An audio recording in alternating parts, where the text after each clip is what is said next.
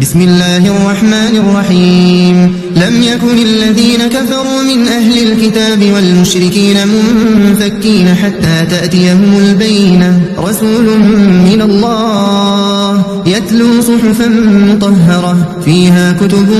قيمة وما تفرق الذين أوتوا الكتاب إلا من بعد ما جاءتهم البينة وما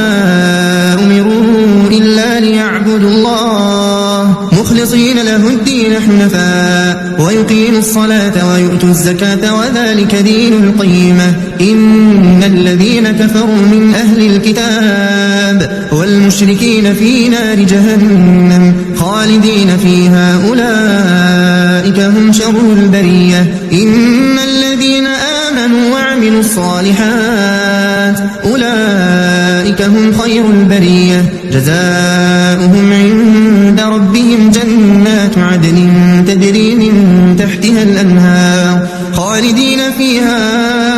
أبدا رضي الله عنهم ورضوا عنه ذلك لمن خشي ربه.